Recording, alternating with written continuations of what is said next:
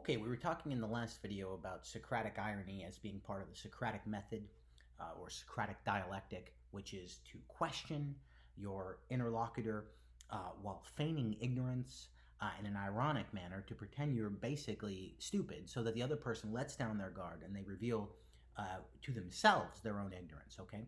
And the goal of Socrates' method, we said, was to provoke and invoke ignorance, which is really for Socrates wisdom. So this is the key idea.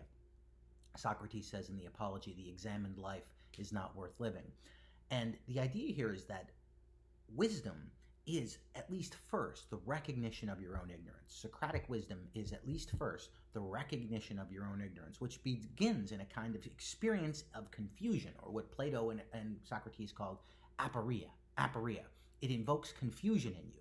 People often say this, they have this experience in being in a philosophy class or reading philosophy. They feel confused, they feel shaken up. That's exactly what, they feel uncomfortable.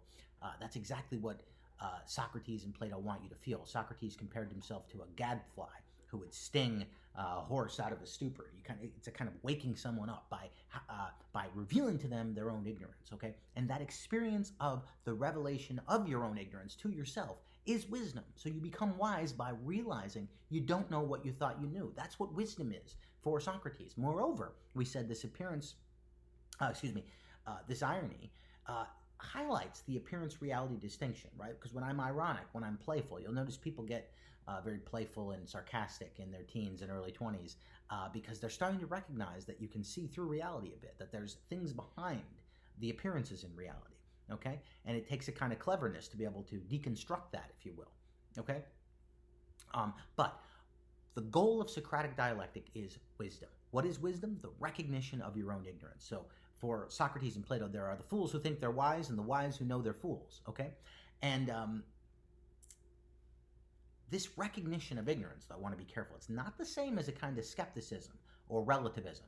That is, that just thinks, well, you can't know anything, right? No one knows anything. Let's just throw up our hands. That's not what Socrates is saying. He's saying the goal is to find knowledge of the forms, but the beginning of wisdom, like in the Bible in Proverbs, the fear of the Lord is the beginning of wisdom. Well, for Socrates, the beginning of wisdom is the recognition of your own ignorance, okay?